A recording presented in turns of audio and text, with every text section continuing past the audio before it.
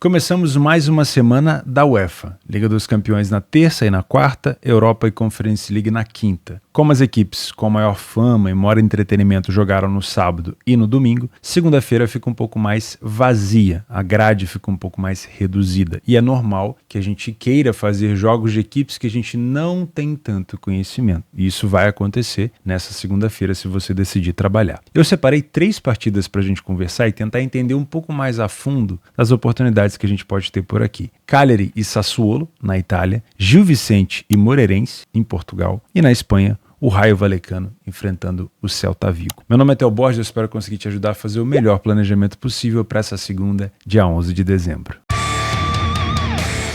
Começamos o nosso planejamento na Itália às 16h45. Dentro da zona de rebaixamento, o Cagliari enfrenta o Sassuolo na 15ª colocação, 5 pontos de diferença entre as duas equipes. Como mandante, o Cagliari conseguiu vencer apenas 2 partidas, perdeu 3, né? Não tem um número de derrotas tão grande, não tem um número de gols sofridos tão grande, mas uma média de 2 gols sofridos por jogo. É um time que pode melhorar, mas vem melhorando, a gente já vai falar sobre isso. Como visitante, o Sassuolo está na 11ª colocação, tem apenas 2 vitórias fora de casa, ainda é um Sassuolo muito forte, não vive talvez o seu melhor momento nas últimas temporadas, mas ainda é um Sassuolo que consegue complicar um pouco a vida dos seus adversários. Eu falei sobre a melhora do Cagliari nas últimas rodadas, porque o Cagliari começou muito mal o campeonato, mas nos últimos 7 jogos, tivemos aqui 3 derrotas no início, para Milan, Fiorentina e Roma, mas nos últimos 7 jogos o Cagliari conseguiu vencer o Frosinone, a Udinese e o Genoa. Então somou 9 pontos, além de ter empatado com a Salernitana e com o Monza. E perdeu para Juventus e para Lazio. E são derrotas comuns, Na hora do planejamento do Cagliari para se manter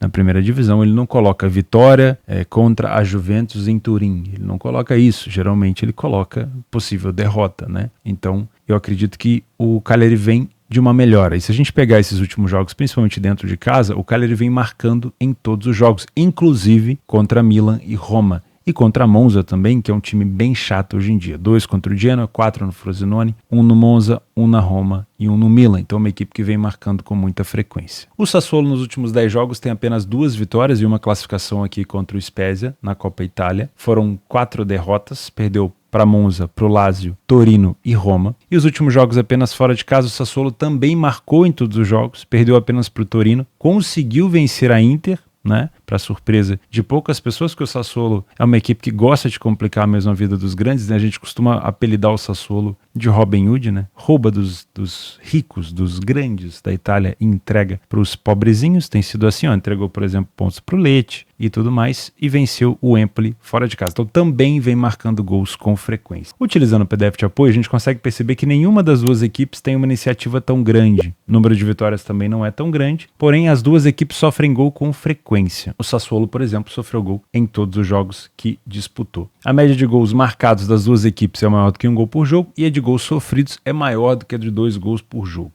Primeiro tempo, nada de muito bom das duas equipes. Dá para criticar um pouco aqui o primeiro tempo do Cagliari, que tem quase 60% de derrotas, muitos gols sofridos o Cagliari no primeiro tempo. E no segundo tempo ele melhora um pouco esse fundamento, mas continua sendo um segundo tempo ruim, na média que a gente vem comentando por aqui. E aí quem faz um segundo tempo também bem ruim, bem abaixo, é o Sassuolo, com quase 70% de derrota. Então já deu para perceber que esse jogo se nivela por baixo, Nós não temos aqui ataques que se sobressaem tanto, mas temos defesas que batem muito a cabeça, Então a gente pode, talvez, nesse tipo de jogo, apostar um pouco mais em situações de gols.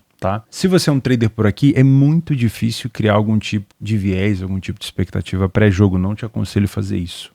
Então a minha dica para você é trabalhar ao vivo. Utilize a leitura de jogo por aqui e trabalhe ao vivo sem expectativa nenhuma, trabalhando principalmente a questão de correção de preço. Se você é um punter, eu já gosto de pensar bastante numa situação de gols, mas não vou puxar muito a corda. Os últimos jogos entre eles, tivemos aqui 1-0, 1-0, 2-2, 1-1 e 1-1. O Cagliari marcou nas últimas 5 partidas que disputou em casa e sofreu também nas últimas 5 partidas que disputou em casa. O Sassuolo marcou nas últimas 4 partidas que fez fora e também sofreu nas últimas 4 que sofreu fora. Então eu gosto de pensar no cenário de 2 gols, não com essa cotação aqui, De preferência uma cotação mais próxima de 2, para você ter uma relação ali de 1-1. Dá para você pensar em 2 cenários. Ou pegar o over 1,5 quando essa cotação estiver próximo de 2, ainda no 0-0 num jogo aberto. Ou você pode pegar depois do primeiro gol de alguma das duas equipes, lá pro final do jogo, né? Minutos 65, 70, quando essa odd também começar a chegar próximo de 2, desde que a equipe na frente do placar esteja buscando o contra-ataque. Voltando aqui para o PDF de apoio, essa questão de gols tardios é interessante. O Cagliari conseguiu marcar 55% dos seus gols a partir do minuto 70, né? Então,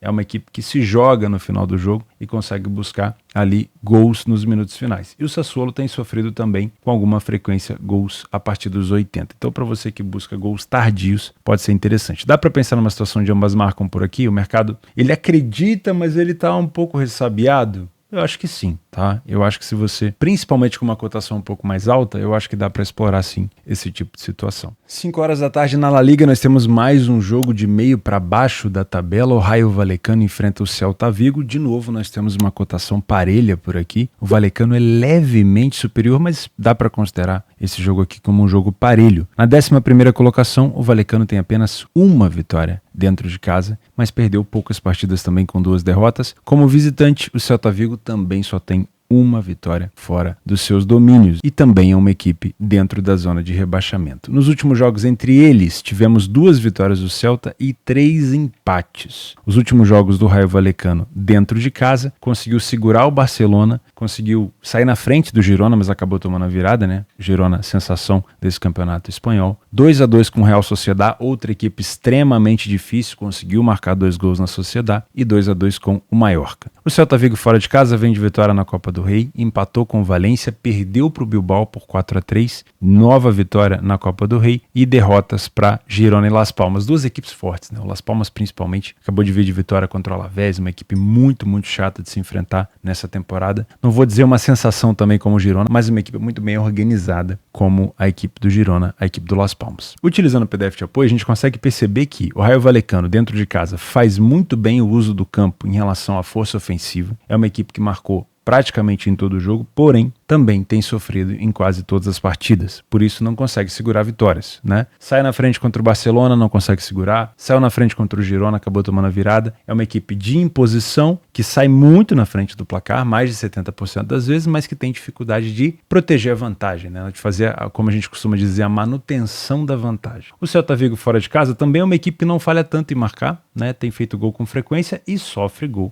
em quase todos os jogos. Então as médias são bem parecidas das duas equipes. Apesar de ter bastante iniciativa, o primeiro tempo do Rayo Vallecano não é tão bom. Não tem um número de vitórias tão alto, é igual ao do Celta, número de derrotas também. E é uma equipe que sofre mais gols do que marca. Ou seja, de novo, às vezes até no primeiro tempo, é uma equipe que consegue sair na frente, vai e acaba cedendo o empate para o adversário. O segundo tempo do Vallecano é ainda pior, né? O número de gols sofridos em relação ao número de gols marcados aumenta. Por quê? Porque é uma equipe que, de novo, tem dificuldade de segurar a vantagem. Mas olhando para o Celta Vigo também a gente consegue ver muita dificuldade, uma equipe que sofre bastante gol no segundo tempo, o dobro de gols. Então a gente novamente aqui nessa partida está tendo um nivelamento por baixo da questão de qualidade técnica. Se você é um trader, novamente é um jogo para não se criar tanto viés. Você pode trazer algum tipo de expectativa de que pelo fato de sair na frente com mais frequência, o Rayo Vallecano pode ter um pouco mais de iniciativa? Bom, você pode. Agora, essa expectativa chegar ao ponto de fazer com que você tome posições pré-jogo, eu já acho exagerado. Eu acho que você pode esperar o jogo começar para poder trabalhar aqui correção de preço. Obviamente, se você é um trader, tá? Não esquece de fazer o meu curso aqui embaixo, se você não entende muito do que eu falo aqui nessa parte de trade, e de aproveitar o bônus da minha parceira Betfair, que é a maior exchange do mundo, onde você vai conseguir fazer o trade, comprar e vender as suas probabilidades, tá? Se você é um punter, a gente pode também pensar nesse mercado de gols,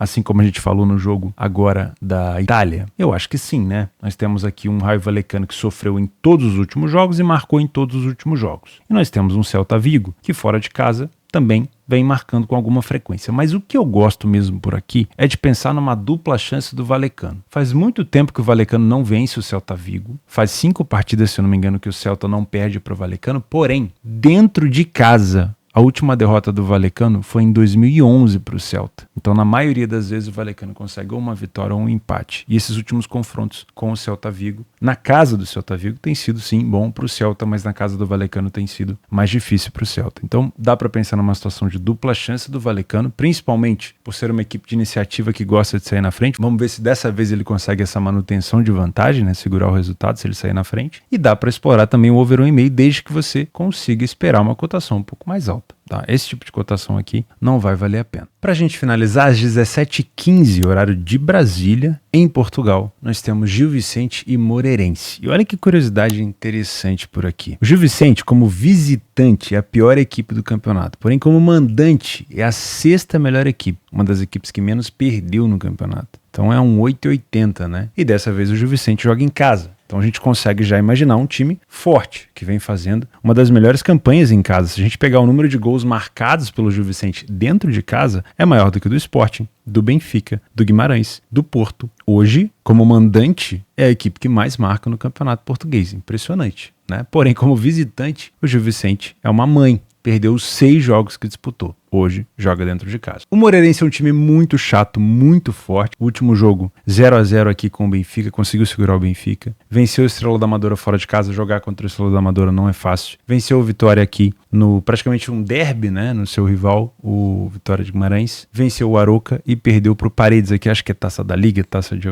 acho que alguma coisa, né? E perdeu para o Paredes, aqui deve ser taça, depois empate com Boa Vista, vitória contra o Rio Ave e vitória contra o Farense. Então perceba que nas últimas 8 partidas, tivemos apenas uma derrota, uma equipe muito, muito sólida e muito, muito boa. Como visitante, uma das melhores equipes do campeonato, também toma pouquíssimo gol, não marca tanto, né, mas tem 4 vitórias em 6 jogos. Utilizando o PDF de apoio, a gente consegue ver que o fator casa faz com que o Gil Vicente seja muito mais respeitado, por mais que nesse momento seja uma equipe muito ruim fora de casa e que esteja próximo da zona de rebaixamento, dentro de casa é uma equipe que impõe respeito. Não falhou em marcar em nenhum jogo, tem um número de vitórias relativamente alto, foi o primeiro a marcar na mesma quantidade de vezes que o Moreirense é uma equipe muito forte, só que o número de gols sofridos pelo Gil Vicente é alto, né? Uma média de quase 1,7 gols sofridos por jogo. Porém, como eu falei, dentro de casa, ofensivamente falando, é a melhor equipe do campeonato, melhor do que a maioria das equipes que a gente conhece, grandes em Portugal. Então, a média de 3 gols por jogo surpreende. Já o Moreirense não consegue ter uma média de gols tão boa assim. O primeiro tempo das duas equipes é excelente, poucos gols sofridos, uma média de gols marcados relativamente até boa e 50% de vitória. E o segundo tempo das duas equipes não é tão bom. Só que o Gil Vicente ativa ali o nosso querido modo kamikaze, né? É uma equipe que marca 12 gols e toma 9. A mesma equipe que tomou 1 gol no primeiro tempo toma 9 no segundo. Então, no segundo tempo, a gente pode esperar uma dificuldade maior defensiva do Gil Vicente. E outra curiosidade por aqui é que quando essas equipes se enfrentam, a gente tem jogos muito disputados, com ambas as equipes marcando na maioria das vezes. Os últimos 5 jogos, 5-1, 1-1, 2-1, 2-2 e 2-1. Então, o over 1,5 em todas, ambas marcam em todas, o over 2,5 na maioria, teve até o over 3,5. Então, por mais que o Moreirense, por exemplo, seja uma equipe um pouco mais contida, um pouco mais organizada defensivamente, quando elas se enfrentam, geralmente são jogos bem interessantes para gols, né? Então eu tomaria muito cuidado aqui se você é um trader para trabalhar correção de preço. A gente pode até ter troca de superioridade, você pode até comprar e vender posições aqui no primeiro tempo, só que com muita cautela. Me parece um jogo com ânimos um pouco mais aflorados e a gente tem a questão do Gil Vicente ter uma média de 3 gols marcados por jogo, né? Só que no segundo tempo é uma defesa muito exposta. Então se estiver na frente do placar, pode ser uma equipe que acabe cedendo a oportunidade do Moreirense empatar. Se estiver atrás do placar, pode tentar vir buscar o empate com tudo, né? E pode ceder espaço. Então, me parece um jogo um pouco mais puxado para o mercado de gols. Gosto de pensar nesse over 1,5, com uma cotação também um pouco mais alta. Como a gente teve nos últimos 5 jogos, esse ambas marcam me parece também bastante interessante e não duvido que o 2,5 também possa acontecer, viu?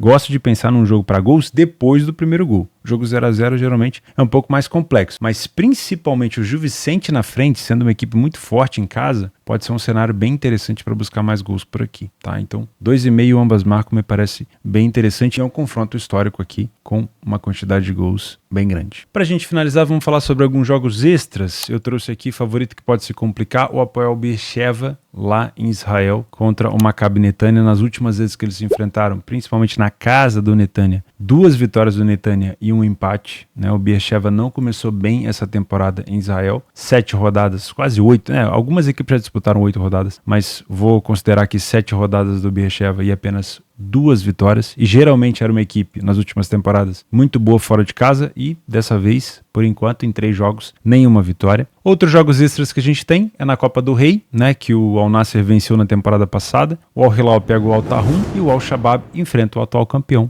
Al Nassr, né? tomar um pouco de cuidado porque são rodadas iniciais ainda. A gente pode ter talvez, sei lá, um time um pouco mais misto e tudo mais. E na Série A italiana, Empoli e Lecce, jogo também com uma pegada um pouco mais parelha, lá debaixo da tabela. O Empoli péssimo mandante, o Lecce péssimo visitante. Hoje a segunda-feira realmente está nivelada por baixo, tá? Então meu conselho para você é: não conheça as equipes. Você quer trabalhar? Pode trabalhar. Utilize a leitura de jogo como o fator principal nas suas tomadas de decisão, tá? Não conheço as equipes, não quero trabalhar. Tem problema? Lógico que não. Lógico que não. Ficar de fora é uma escolha sua e não fazer nada também é fazer alguma coisa, tá bom? Mas se for fazer alguma coisa num campeonato que você não conhece, numa partida que você não conhece, em metodologias que você não domina, eu já prefiro desencorajar você. Mas, se você quiser fazer, obviamente organiza a tua gestão de banca, tá? Terça-feira já tem Champions, quarta também. Antes de você sair desse vídeo, não esquece de deixar o like por aqui. Estamos fazendo planejamento todos os dias, independente se o dia é bom, se o dia é ruim, se tem grade forte, fraca. Vamos continuar aqui até o último dia de dezembro, tá bom? Conto com o seu like e sua inscrição. A gente se vê amanhã. Um abraço, fica com Deus.